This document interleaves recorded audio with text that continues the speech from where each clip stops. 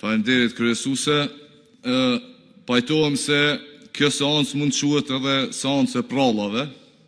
Nuk thot kot populli mos I pyet se tregojmë vet.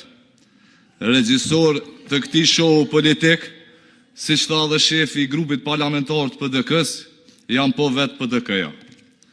PDK për një me po reformohet. Kam rri deri aty sa po mbajnë mbledhjet Këshillit Përgjithshëm për me ftu seancë jashtëzakonshme. Për njësorët e rrymës, njësorët e Kecit, që u privatizuan me 26 milion euro, e që kjo qeveri po ju shqipton dënime në baza ditore. Sot du dëgjun shumë akuza këtu për lidhjet të shkurta me energjin. Na keni akuzu edhe për lidhje me Noan. I lutem prokurorisë ta hetoj çdo pretendim të opozitës për lidhjet e kompanisë Noa me lëvizjen vetëvendosje. Mirë po, kishte me qenë shumë mirë, ta shikoni se kush ka nënshkru kontratë për herë të parë me kompani Noa me 9 maj 2019 në mes të Kekut dhe kompanisë Noa. I shkon mirë ju vetë deputet me u lumtu edhe me postu në ato rrjetet e juaja sociale qysh po postoni të pavërteta. Qëta është tërgoj krejt, një ka një. Kontrata e dytë me Noan është nënshkruar me 11 tetor të vitit 2021, është nënshkruar pikërisht nga një zyrtar që e ka nënshkruar këtë kontratë, I cili ka shërby në ZRE, e I cili është votuar gjatë qeverisjes së LDK-s dhe është deleguar gjatë qeverisjes së LDK-s.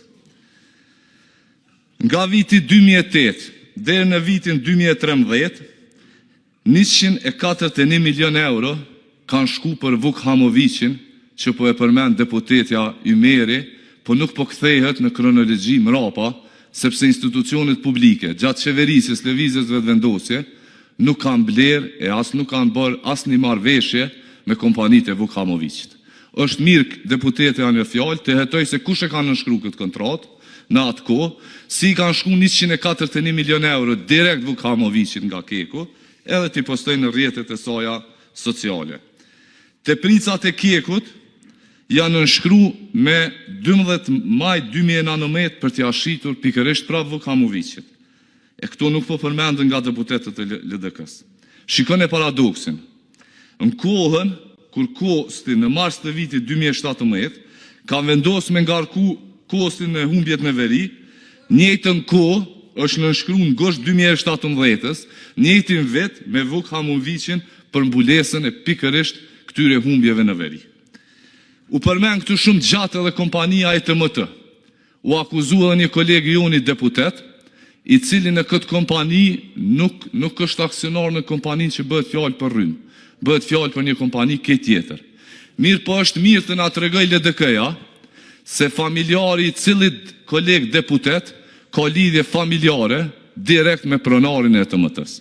Këto është mirë me na tregu LDK-ja sepse e kanë në grup parlamentar. E tash edhe në seancën e kaluar, unë thash se s'ka krizë. Ka tendenca për kriza imagjinare, për zhvendosje të vëmendjes nga tentim bllokimi I institucioneve. Fushata ka nisë të nderuar kolegë deputet tash 15 muaj. Veç është një dallim që nuk pranon rezultatin. Që nga nënt shkurti 2025, kjo opozit duket se ka vetëm një qëllim, që Albin Kurti mos të jetë kryeministër. Por përballë kësaj që dron një përgjigje e qartë nga qytetarët, rreth 400.000 vota direkte për Albin Kurtin, dhe kjo është arsyeja pse rikuperimi politik po ju merr kohë. Ju faleminderit shumë.